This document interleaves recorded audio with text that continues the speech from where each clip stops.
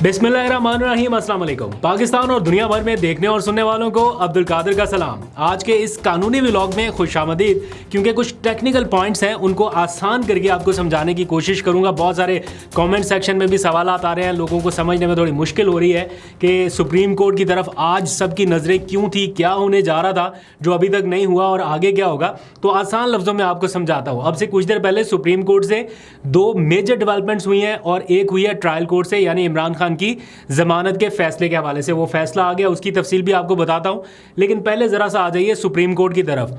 आज मैं खुद भी कमरा अदालत में मौजूद था, क्योंकि बताया गया था कि बड़ा हाई प्रोफाइल केस है और रिपोर्टर्स की भी अच्छी खासी तादाद कमरा अदालत में मौजूद थी। इंतज़ार हो रहा था चीफ जस्टिस का और उनके साथ आने वाले बेंच का कि वो आएँ और आके 63A केस जो है उसकी नज़रसानी वाला जो मामला उन्होंने सुनना है तो वो सुने।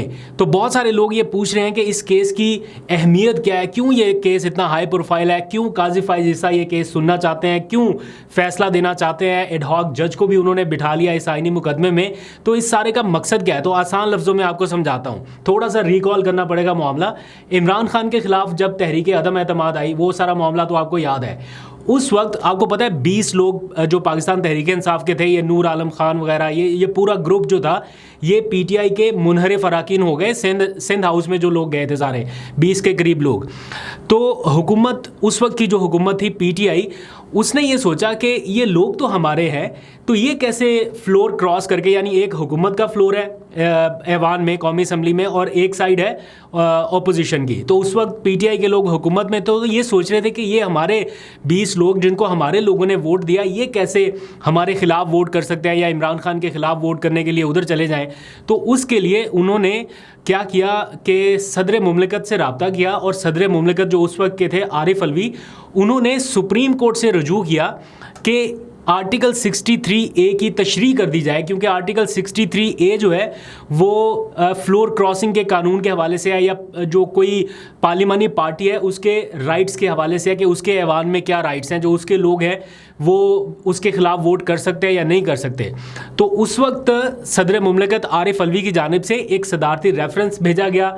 उमर अता बंदयाल उस वक्त के चीफ जस्टिस थे, उन्होंने 5 रुकनी बेंच बनाया। ये सदर मुमलिकत के पास इख्तियार होता है कि वो किसी भी आईनी मामले पर राय ले सकता है सुप्रीम कोर्ट से, या उसकी तशरीह कराने के लिए कह सकता है। ये और किसी आईनी ओहदे के पास इख्तियार नहीं है, सिर्फ इस मुल्क के सदर के पास इख्तियार है कि वो सुप्रीम कोर्ट से बराह रास्त रब्ता करके किसी आईनी मामले पर उनसे राय ले सकता है या उनकी पोजीशन जान सकता है। तो आरिफ अलवी ने जो रेफरेंस मूव किया, एक सदारती रेफरेंस सुप्रीम कोर्ट में, तो उस वक्त के जो चीफ जस्टिस थे उमर अता बंदयाल, उन्होंने 5 रुकनी एक बेंच बनाया, जिसमें सरबराही वो खुद कर रहे थे, साथ में जस्टिस एजाजुल एहसन थे, फिर जस्टिस मुनीब अख्तर थे, फिर जस्टिस जमाल खान मंदोखेल थे और जस्टिस मज़र आलम खेल। ये 5 रुकनी बेंच था। उस 5 रुकनी बेंच के 3 जजेस ने यह फैसला सुनाया कि मुनहरिफ रुकन जो है वो, उसका वोट शुमार नहीं होगा। अगर पार्टी में कोई नाराज़ रुकन है और वो फ्लोर क्रॉस करके दूसरी साइड पे जाके वोट देना चाहेगा तो उसका वोट शुमार नहीं होगा और वो नाअहल भी हो जाएगा। जो पार्लिमान की उसकी रुकनियत है उससे वो नाअहल भी होगा, लेकिन नाअहलियत की मुद्दत कितनी होगी इसके हवाले से पार्लिमान खुद तय कर ले कि वो लाइफ टाइम के लिए होगा, 5 साल के लिए होगा, व्हाटएवर, लेकिन उसका वोट काउंट नहीं होगा। ये उस वक्त के उस 5 रुकनी बेंच ने फैसला सुना दिया था। चूंकि ये फैसला 3-2 से आया था, यानी 3 जजेस एक साइड पर थे और 2 जजेस ने मुखालफत की थी।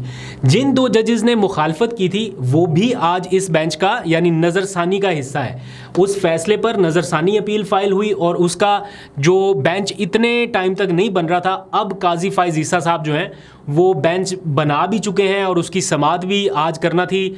उसके बारे में क्या हुआ वो भी आपको अपडेट करता हूं। तो मकसद ये है इस सारे मामले में कि जब एक आईनी तरमीम होने जा रही है उसमें हुकूमत को काजी फाइज ईसा साहब को एक्सटेंशन देने के लिए बड़ा ज़रूरी है कि पीटीआई के कुछ लोग भी हुकूमती तरमीम के लिए वोट कर दें।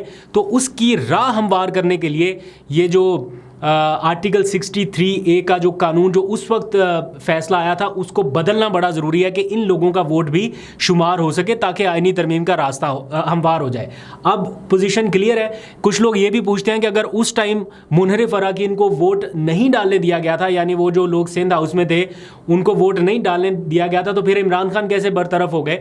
तो इमरान खान की बरतरफी में MQM ने किरदार अदा किया। काफ लीग के कुछ लोग नाराज़ होकर वो चले गए थे, तो वो इत्तेहादियों की वजह से हो गया, यानी इत्तेहादी जो है उनके ऊपर बाइंडिंग नहीं है, वो अपना फैसला खुद कर सकते हैं, या जो आज़ाद अराकीन है उनके ऊपर आर्टिकल 63A का इतलाक नहीं होता, वो अपनी पार्टी पॉलिसी के मुताबिक फैसला कर सकते हैं। चूँकि इत्तेहादी उस वक्त PTI के नज़्म व नस्क के ताबे नहीं थे, इसलिए वो वोट कर सकते थे। तो जो 20 रुकन नाराज़ हुए थे उन्होंने कोई वोट नहीं किया था इमरान खान के खिलाफ। अब आ जाइए कि आज के दिन की प्रोसीडिंग में क्या हुआ, क्यों सारे लोग इतना इंतज़ार कर रहे थे, रिपोर्टर्स अलर्ट थे सारे के सारे, और फिर आखिरी लम्हात में सरप्राइज़ क्या निकला और हुआ क्या। जो अब नज़रसानी के लिए बेंच बनाया गया है, इनमें 3 जजेस तो पिछले ही शामिल हैं, यानी 2 जजेस वो जिन्होंने मुखालफत की थी, एक जज जिन्होंने हिमायत की थी यानी जस्टिस मुनीब अख्तर। 3 जजेस ये हो गए, और 2 जजेस जो हैं वो काजी फाइज ईसा साहब खुद शामिल हो गए, और साथ उन्होंने अपने एक लाइक माइंडेड जज जो हैं जस्टिस अमीनुद्दीन उनको शामिल कर लिया। तो 5 रुकनी बेंच ये हो गया। इसमें अगर ये केस ना भी सुने तो खाली आपको बड़े आसानी से पता चल सकता है कि 2 जजेस तो पहले ही मुखालफत कर चुके हैं पिछली दफ़ा ही, तो उनको भी शामिल किया गया। 2 जजेस ये हो गए, एक काजी फाइज ईसा हो गए। तो 5 रुकनी अगर बेंच हो तो 3 की अक्सरियत तो ये, साथ में काजी साहब ने अपने एक लाइक माइंडेड जज साहब को भी शामिल कर लिया, तो 4 जजेस ये एक साइड पर हो जाते हैं। सिर्फ जस्टिस मुनीब अख्तर बचते हैं इस बेंच में, जो कि एक तरह से अकलियत बन जाते हैं, यानी ये फैसला जो है जो उन्होंने उस वक्त लिखा था, ऑथर किया था फैसला, अब उसको रिवर्स होना ही होना है अगर ये बेंच इस केस की समाअत करता है। लेकिन दिलचस्प बात यह है कि ये बेंच बनाने के लिए जो तरीकाकार इख्तियार किया गया वो ऐसा है जो कि बड़ा कंट्रोवर्शियल है। पहले एक सदारती ऑर्डिनेंस आया, जस्टिस मुनीब अख्तर को बेंच बनाने वाली कमेटी से आउट कर दिया गया, और उसके बाद जस्टिस मंसूर अली शाह ने भी एहतजाजन उस कमेटी में शिरकत नहीं की, तो चीफ जस्टिस काजी फाइज ईसा साहब ने और उनके लाइक माइंडेड जज साहब जस्टिस अमीनुद्दीन ने ये बेंच खुद ही से बना दिया। तो इस मामले पर जस्टिस मुनीब अख्तर जो हैं उनको तहफ़्फ़ुज़ात थे, वो खुद इस बेंच का चूँकि हिस्सा है, और उनके बगैर ये बेंच कार्रवाई आगे बढ़ा नहीं सकता, क्योंकि वो साबिका फ़ैसला जो है वो उन्होंने तहरीर किया है। तो ये रूल्स हैं कि अगर किसी भी फ़ैसले की नज़रसानी दरख्वास्त सुननी हो तो जिस जज ने फ़ैसला ऑथर किया है उस जज का बेंच में बैठना ज़रूरी है। तो आज जस्टिस मुनीब का बेंच में बैठना बड़ा ज़रूरी था, लेकिन आज वो नहीं आए। जब अदालती अमले ने अलर्ट किया सारे सहाफ़ियों को, रिपोर्टर्स को कि बेंच आने लगा है, तो सबकी नज़रें सिर्फ इसी मामले की तरफ थीं कि क्या जस्टिस मुनीब अख्तर आएंगे या नहीं आएंगे। और फिर वही हुआ, जस्टिस मुनीब अख्तर नहीं आए, और उनकी जगह पे क्या आया, उनका एक ख़त। तो काजी फाइज ईसा साहब ने जब वो आके बैठे तो रिपोर्टर्स आपस में चहमगोइयाँ करने लगे, और उन्होंने बताया कि काजी साहब की बॉडी लैंग्वेज जो है वो ये बता रही है कि वो बहुत ज़्यादा कंफर्टेबल पोजीशन में नहीं है।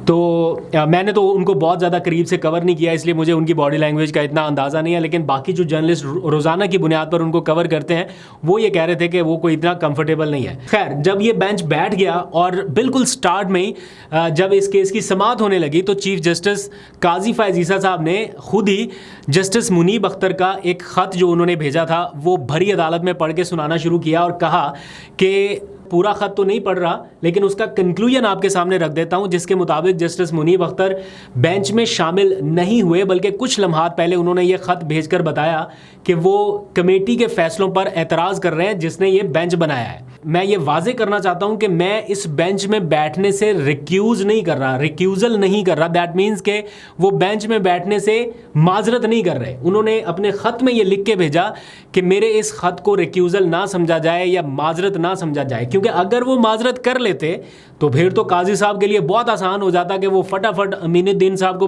बिठाते अपने साथ और प्रैक्टिस एंड प्रोसीजर कमेटी का इजलास बुलाते और फ़ौरन से नए जज साहब को उसी टाइम शामिल कर लेते। तो जस्टिस मुनीब अख्तर ने कहा कि मैं रिक्यूज़ कर ही नहीं रहा, तो ना वो रिक्यूज़ कर रहे हैं ना वो आए, ऊपर से वो ऑथर हैं पुराने फैसले के, तो अब कैसे उनको बदला जाए, ये इस वक्त का मेन सवाल है। तो काजी फाइज ईसा साहब ने ख़त पढ़ते हुए कहा कि उनकी हमने कुर्सी खाली छोड़ी है, जस्टिस मुनीब अख्तर को कायल करेंगे कि वो इस बेंच में शामिल हो जाएं, लेकिन अगर वो कल तक इस बेंच में शामिल नहीं हुए तो फिर कमेटी जो है वो नया बेंच बनाएगी, क्योंकि किसी को बेंच में शामिल होने के लिए मजबूर नहीं किया जा सकता। लेकिन the fact of the matter is this कि चूंकि वो ऑथर हैं, तो ऑथर अगर रिटायर्ड नहीं हो रहा, वो अपनी मुद्दत मुलाजमत में मौजूद है, रिटायर नहीं हुआ, तो उनको हटाने के लिए आप कैसे कमेटी का इजलास बुला के उनको हटा सकते हैं। इससे पहले कि जज साहब उठकर जाते या समाअत मुलतवी होती, पीटीआई के जो वकील थे बैरिस्टर अली जफ़र, उन्होंने बेंच के ऊपर ही एतराज़ कर दिया कि जनाब आप ये केस सुन ही नहीं सकते, क्योंकि बेंच की तश्कील जो है वो 3 रुकनी कमेटी को करना होती है। लेकिन 3 रुकनी कमेटी के 2 जजेस तो थे ही नहीं, या जस्टिस मुनीब अख्तर को चलो निकाल दिया, तो जस्टिस मंसूर तो शामिल ही नहीं हुए। तो अगर बेंच बनाना था तो 3 रुकनी कमेटी जब तक नहीं बैठेगी, 2 जजेस आपस में बैठ के बेंच नहीं तश्कील दे सकते, लिहाजा ये मामला फुल कोर्ट के सामने रखा जाए। अब यहाँ पर काजी साहब के लिए है बड़ी मुश्किल सूरत हाल कि जस्टिस मुनीब अख्तर केस सुनने से इनकार तो नहीं उन्होंने किया, ना उन्होंने रिक्यूज़ल किया, तो काजी फाइज ईसा और उनके नामजद करदा मेंबर जस्टिस अमीनुद्दीन जो है वो कैसे नया बेंच तश्कील दे सकते हैं? क्योंकि कानूनी तौर पर अगर किसी जज ने कोई फ़ैसला तहरीर किया है तो नज़रसानी में भी उस जज का बैठना ज़रूरी है। अगर नया बेंच बनाना है तो फिर उसके लिए रूल्स बदलने पड़ेंगे, और रूल्स बदलने के लिए फुल कोर्ट इजलास बुलाना पड़ेगा, और फुल कोर्ट अगर मीटिंग होती है तो उसमें अक्सरियत किसके पास है, अकलियत में कौन है, ये आपके सामने है। तो ये बड़ा एक टेक्निकल सा गेम प्ले हुआ है जस्टिस मुनीब अख्तर की जानिब से। वो टेक्निकली बड़े साउंड जज हैं, तो उन्होंने बड़ा सोच समझ कर यह किया कि रिक्यूज़ भी नहीं किया, केस सुनने से माजरत भी नहीं की और आए भी नहीं। और दूसरा अहम मसला वो कमेटी के ऊपर एतराज़ वाला है, जिसका हवाला बैरिस्टर अली जफ़र ने दिया कि काजी साहब ये मामला तो फुल कोर्ट के सामने रखना चाहिए था। 2 जजेस बैठ के कैसे तय कर सकते हैं कि कौन सा बेंच होगा कौन सा नहीं होगा। बहरहाल बहुत सारे लोग कहते हैं इसमें कानूनी आइनी मामलात ऐसे हैं कि आगे नहीं बढ़ा जा सकता, लेकिन चूँकि इस सारे मामले का ताल्लुक बराह रास्त या बिल वास्ता बिला वास्ता कैसे भी चीफ जस्टिस की एक्सटेंशन से आता है, तो वो हो सकता है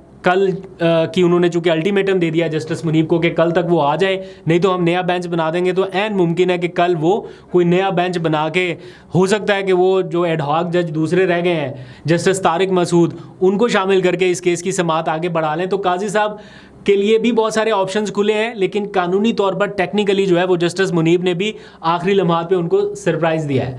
अब आगे बढ़ते हैं। इमरान खान से मुताल्लिक आज ज़मानत का फ़ैसला आया उनकी तोशाखाना 2 केस में, बल्कि वो डिस्कस करने से पहले एक और अहम खबर मैं जल्दी से क्विकली डिस्कस कर लेता हूँ। सुप्रीम कोर्ट में आज एक और डेवलपमेंट भी हुई सुबह सुबह। इलेक्शन कमीशन की एक और दरख्वास्त मंजूर की गई है सुप्रीम कोर्ट की जानिब से, और जो पंजाब के इलेक्शन ट्रिब्यूनल से मुताल्लिक लाहौर हाई कोर्ट का फ़ैसला था वो कलादम कर दिया गया।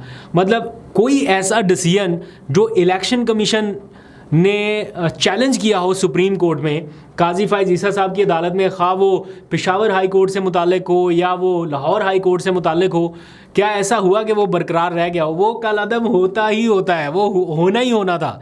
और आज एक और फैसला जो है वो कलादम हो गया और इलेक्शन कमीशन की दरख्वास्त मंजूर हो गई। और यूँ वो जो ट्रिब्यूनल्स बनाए गए थे, लगाए गए थे साबिक चीफ जस्टिस के टाइम पे जस्टिस शाहिद करीम ने, वो आज फैसला कलादम करार दे दिया गया है। तो ये भी पीटीआई के लिए एक सेटबैक है, लेकिन ऑब्वियसली इसका सबको पता था कि ये होने जा रहा है।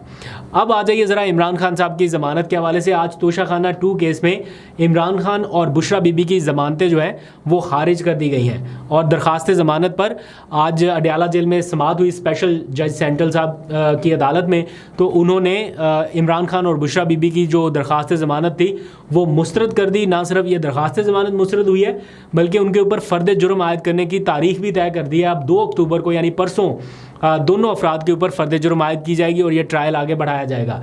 खैर, इस बात का पीटीआई के लॉयर्स को भी इम्कान था, अंदाज़ा था कि ये होने जा रहा है, इसीलिए उन्होंने हाई कोर्ट से रजू किया था कि आप जज साहब को ये कहें कि बेशक ज़मानत मुस्तरद करनी है, करें, सुनाना है, फ़ैसला सुनाएं, लेकिन एटलीस्ट इतनी टाइमलाइन में ये डिसीजन कर लें ताकि अगर हमने उसको चैलेंज करना है तो हम हाई कोर्ट आएँ। तो अब वो हाई कोर्ट जाके उस फैसले को चैलेंज कर सकेंगे। तो आपको अपडेट करता रहूँगा। आई होप कि मैंने ज़रा आसान लफ्ज़ों में आपको समझाया हो। अगर आपको समझ आई है तो सब्सक्राइब करके इस बात का इशारा भी दे दिया करें, और अगर अभी भी कोई अबहाम है आपको तो ज़रा कॉमेंट सेक्शन आपके लिए, मैं कॉमेंट्स पढ़ के अगर किसी सवाल का जवाब थोड़ा मुश्किल है तो कोशिश करूँगा उसका भी जवाब दूँ। अभी तक के लिए इतना, अपना बहुत सा ख्याल रखिए। अल्लाह हाफ़िज़।